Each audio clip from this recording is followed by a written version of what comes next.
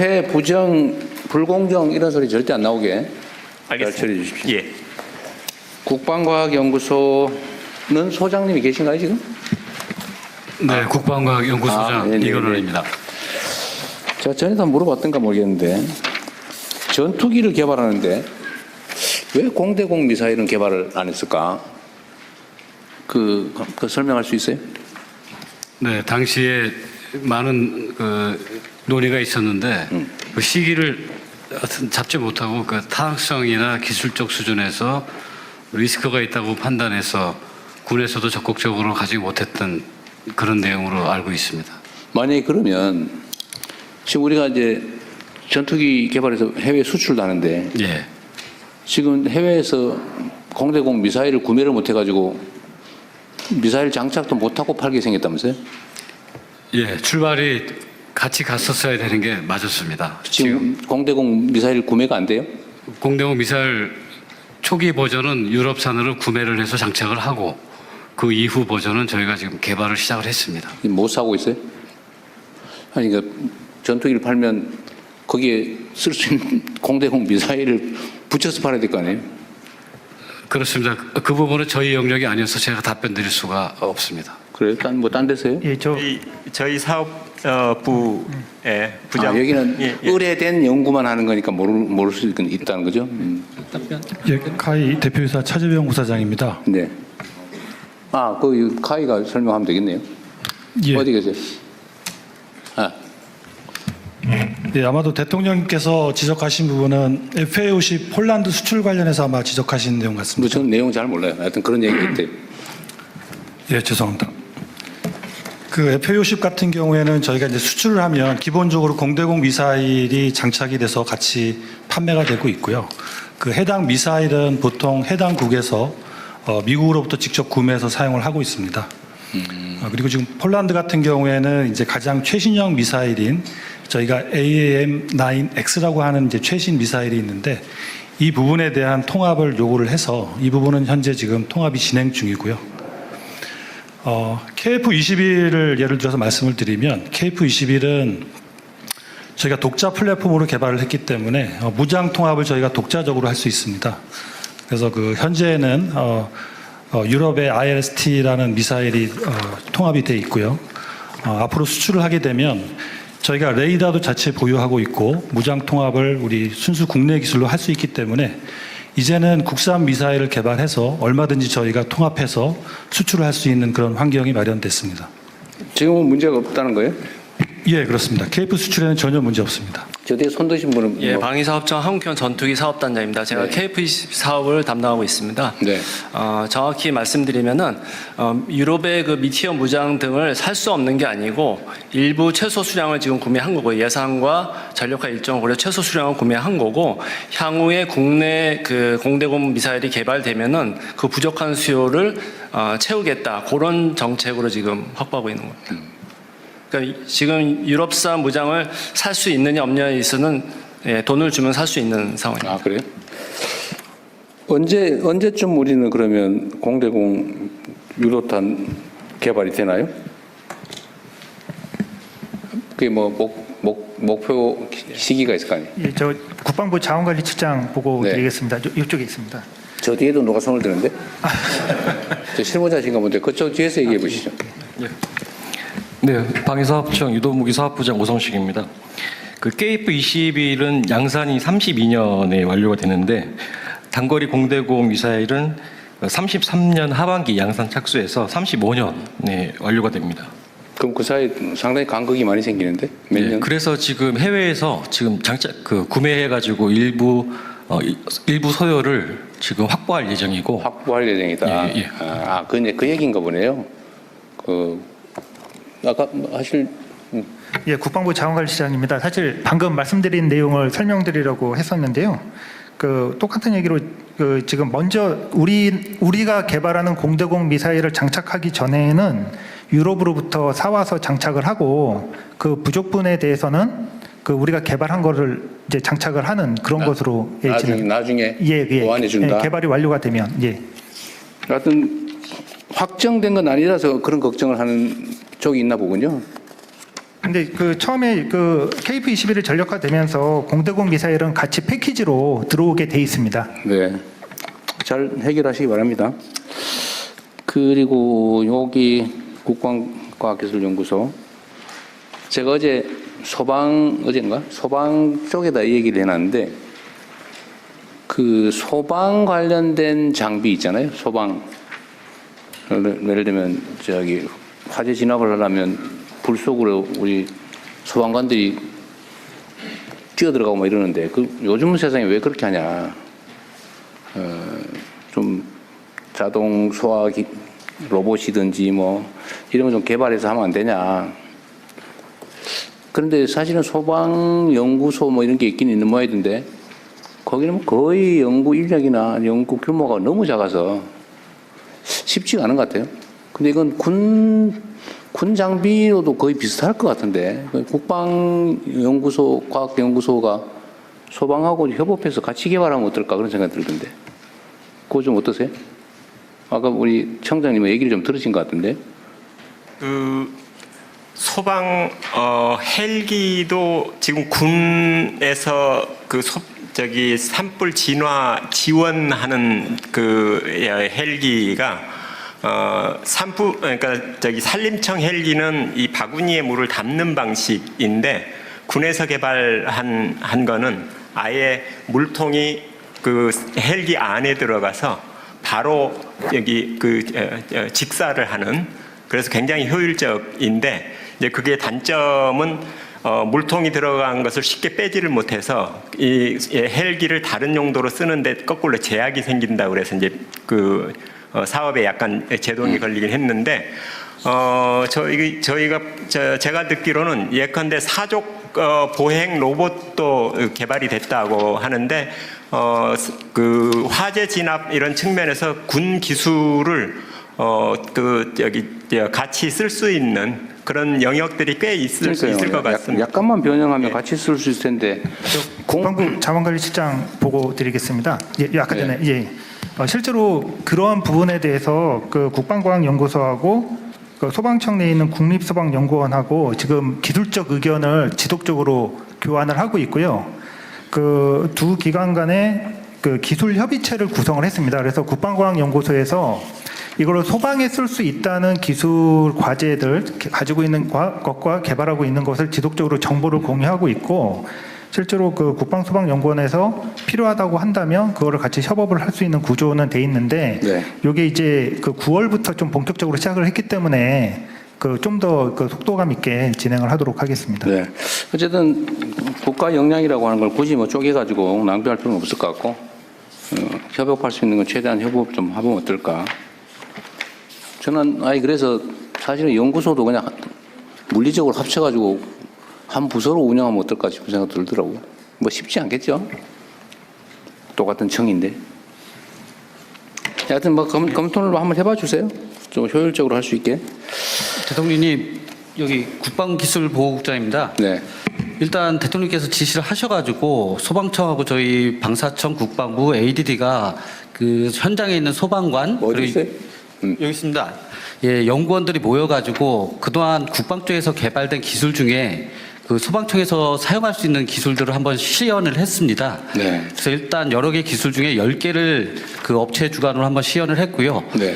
그 중에 이제 4개가 선정이 돼서 2개 같은 경우는 즉시 구매를 통해서 활용할 수 있다고 식별이 되었고, 2가지 과제에 대해서는 좀 더 소방 쪽에 적합화시키게 개선이 필요하다고 해서요. 네. 내년도 예산이 태워져서 같이 개발할 수 있는 상황이 되었습니다. 네. 알겠습니다. 아까 뭐 얘기하시려고 그랬었어요? 아니 아까 그 대통령님 말씀하신 그 미사일 구매에 관한 답변을 드리려고 네. 했는데 다 답변이 다 돼서, 했어요? 네. 자, 그리고 국방기술 품질은 네, 국방기술 품질원 원장 신상범입니다. 여기는 뭐 품질 관리하는데요? 네, 그렇습니다. 이미 납품된 무기나 장비들을 체크해 보는 거예요?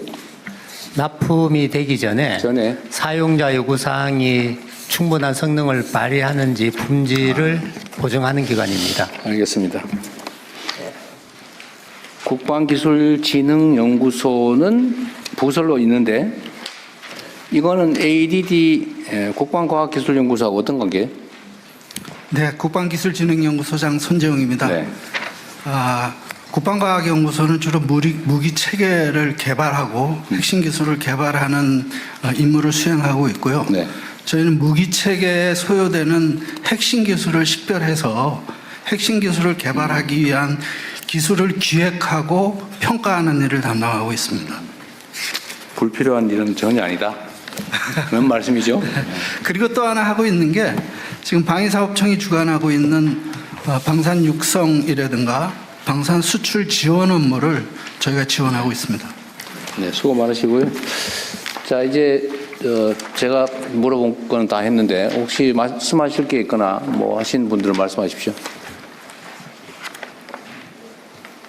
네, 말씀하십시오. 네, 마이크 갖다 드리시죠. 예, 대통령님, 저 국가보훈부 제대군인 국장입니다. 네, 네.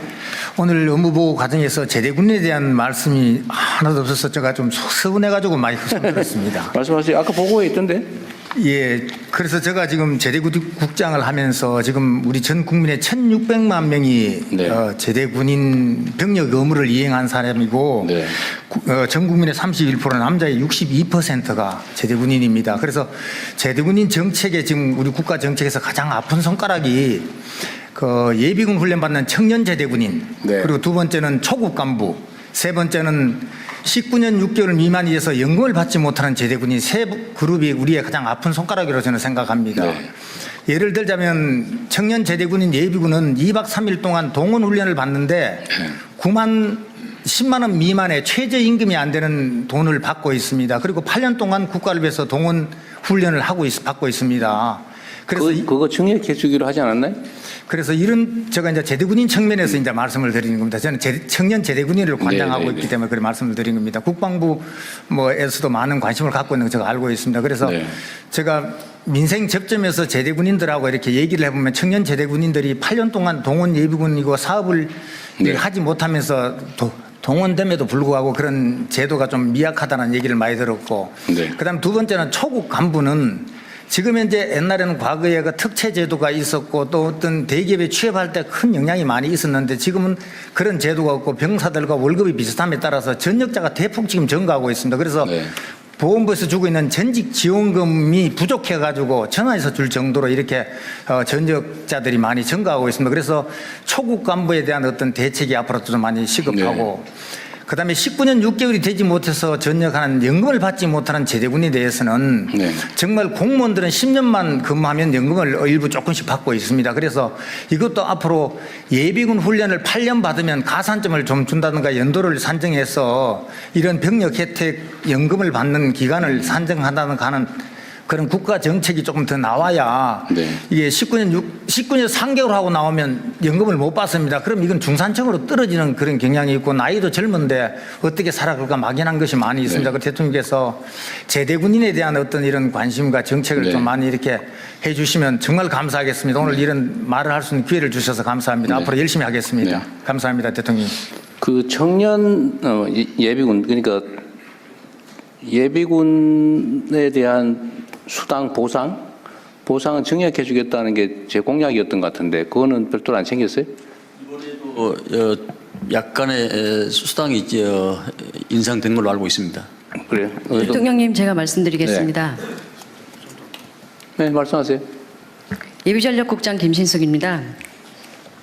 지금까지 예비군 훈련은 그 세 가지 유형으로 구분이 되어서 네. 훈련비를 주는데 1~4년차 중에 동원훈련 1형에게만 돈을 줘왔고 네. 나머지 유형에는 전혀 훈련 보상비를 지급하지 않아 왔습니다. 아, 그랬어요? 네. 그런데 작년에 일단 그 나머지 유형 중에 동원 2형에 대해서 일단 처음 지급할 수 있도록 예산 편성과 법 개정을 완료를 했고 올해 다시 대통령님의 공약 과제로 들어가서 네. 저희가 나머지 지역 예비군 5~6년차 예비군들에게도 전원 뭐 작은 금액이지만 훈련 보상비가 지급될 수 있도록 이번에 예산 편성 완료했습니다.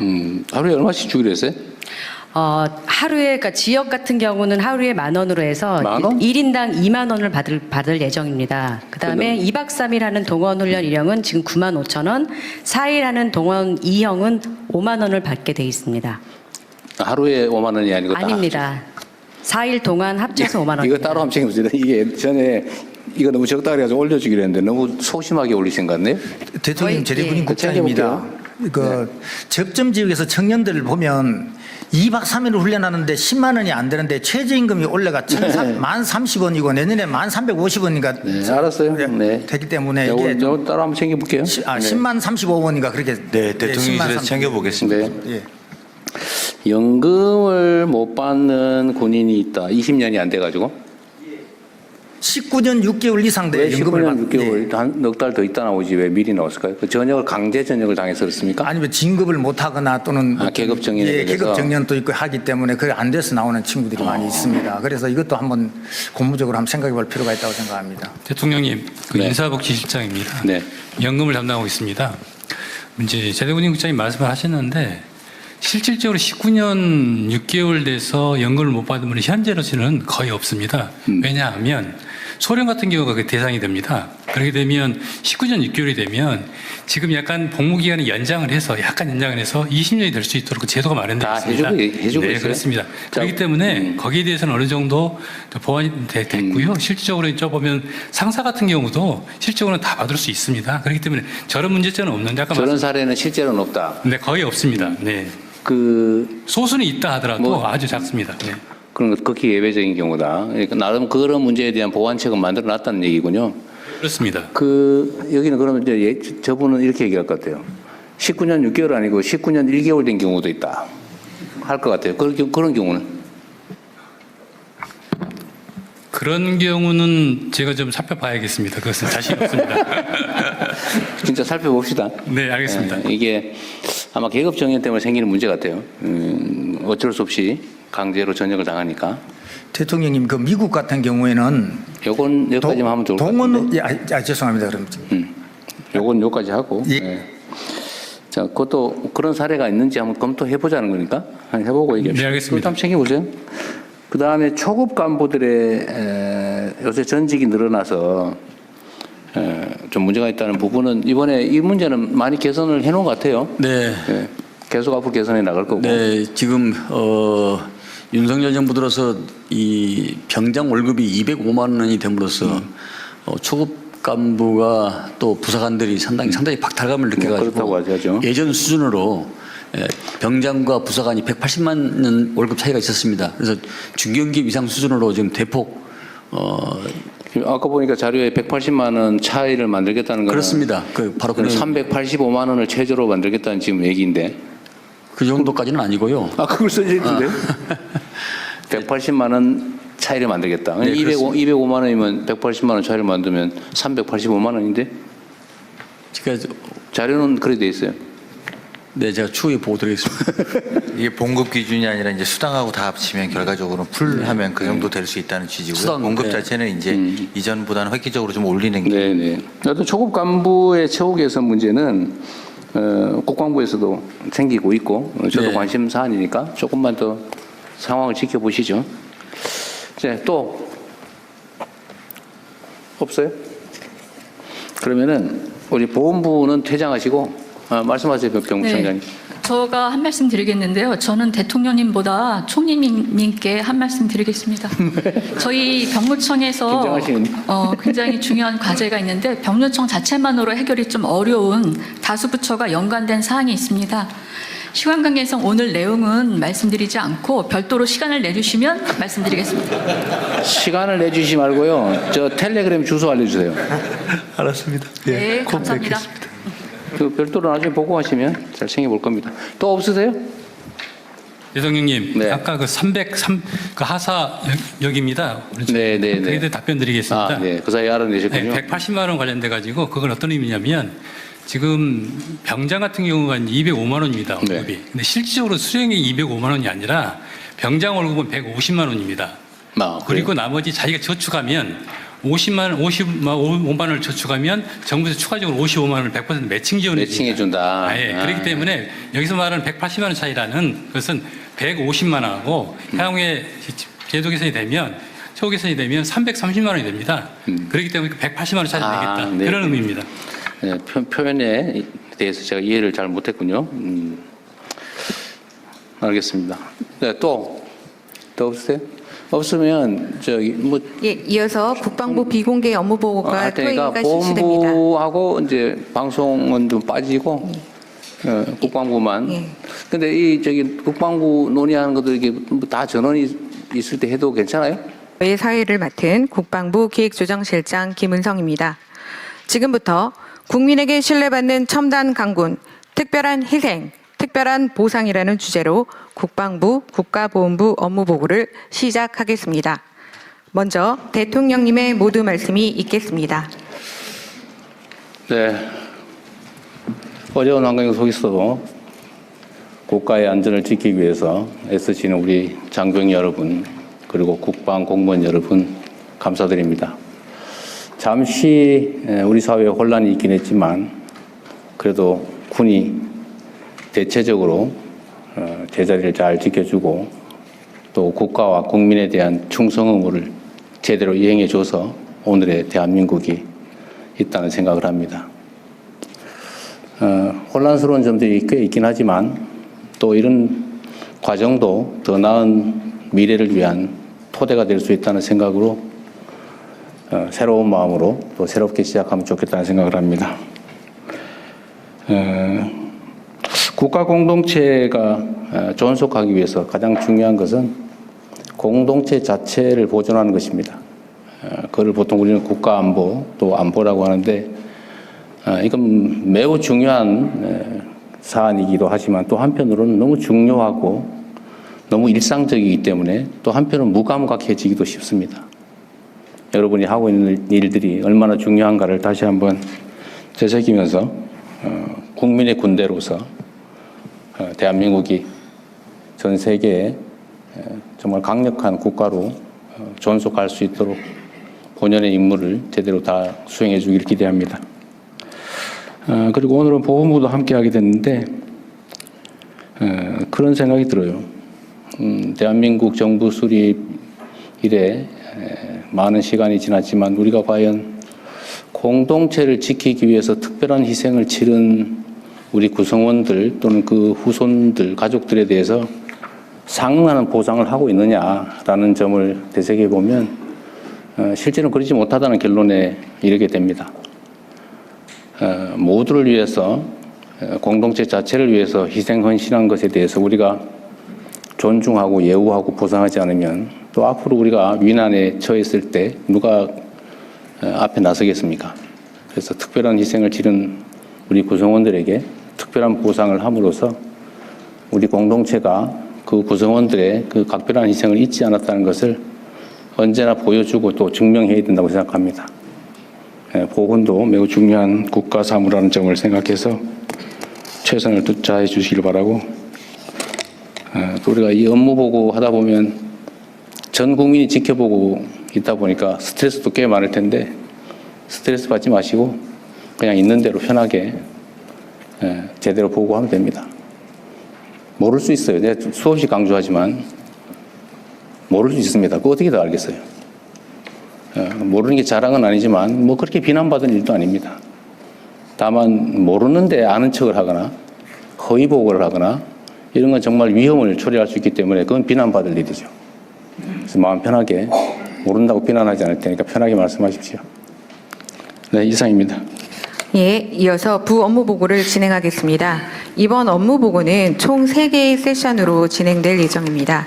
첫 번째 세션은 국방부, 병무청, 방사청 업무 보고와 토의로 진행되며 두 번째 세션은 국가보훈부의 업무 보고와 토의로 진행이 됩니다.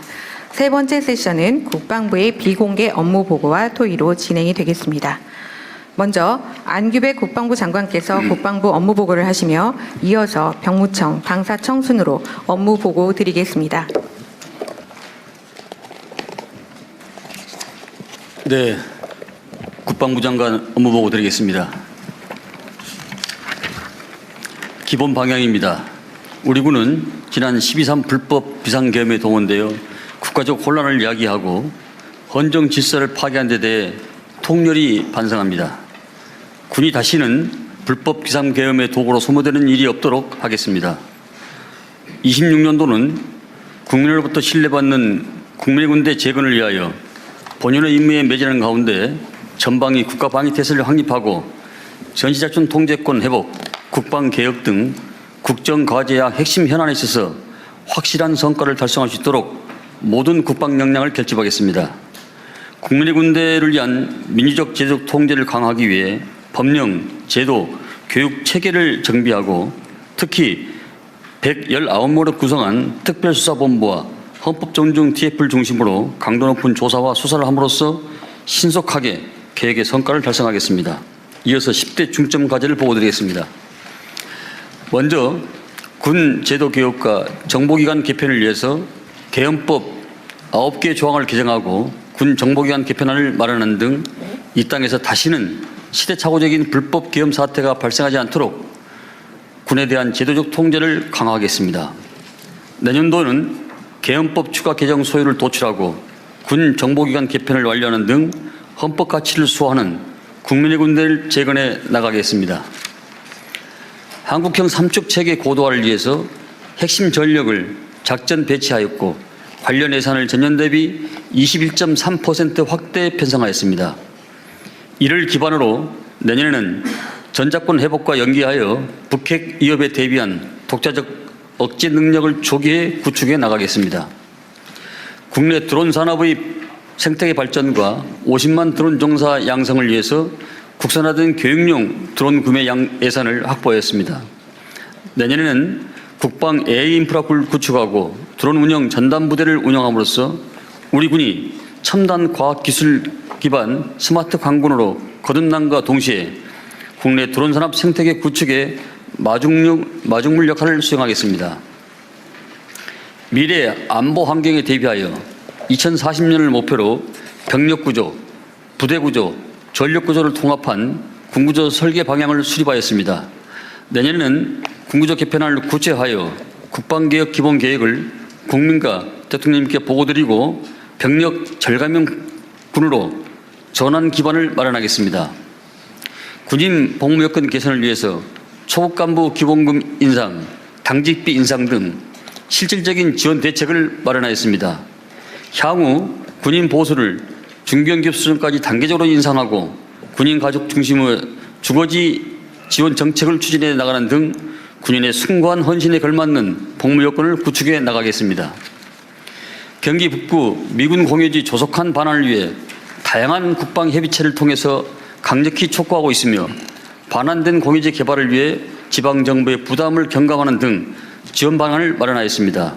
내년에는 미측과 반환 로드맵을 구체하여 의정부의 캠프 스탠리, 동두천의 캠프 모빌 등 가능한 기지부터 우선 반환 받을 수 있도록 추진하고 반환 공유지 개발을 위한 법령을 개정하는 등 반환 공유지를 지역의 새로운 성장 거점으로 전환토록 하겠습니다.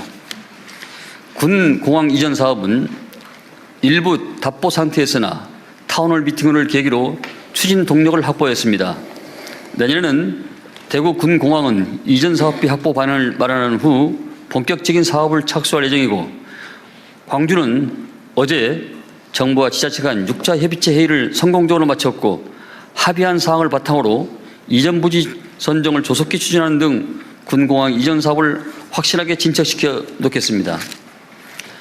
대통령님의 결단으로 지난 10월 한미 정상회의 핵심 성과이자 국가적 수건인 핵 추진 잠수함 사업의 새로운 전환점을 마련하였으며 우리 기술로 자체 건조가 가능해졌습니다. 이를 이어받아 내년에는 상설 범정부 사업단을 구성하여 미측과 2년 내에 협상 완료를 목표로 사업을 추진함으로써 우리 군의 역사적 과업을 속도감 있게 추진하겠습니다. 우리 군은 2006년 전작권 전환에 합의한 이후 약 20여 년 동안 피땀 흘린 노력을 기울여 왔습니다. 그 결과 한미 국방당국은 지난 11월 SCM에서 전작권 전환을 위한 조건의 충족에 의미 있는 진전을 달성했다는 데 공감을 했습니다. 내년에는 4월까지 구체적인 로드맵을 완성하고 11월 SCM에서 FOC 검증을 완료함으로써 목전에 와 있는 전작권 회복을 가시화하겠습니다. 지난 6월 대북 확성기 방송 중지를 시작으로 비무장지대 위해 발굴 재개, 남북 군사회담 제안 등 남북 간 군사적 긴장을 완화하고 북한의 호응을 유도하기 위한 낮은 단계 조치들을 지속 추진해 왔습니다. 앞으로도 남북 간 신뢰 구축 수준과 군사적 영향을 종합적으로 평가하면서 9.1 군사 합의를 선제적 단계적으로 복원하여 한반도 평화 정책을 위한 정부의 노력을 실효적으로 뒷받침하겠습니다.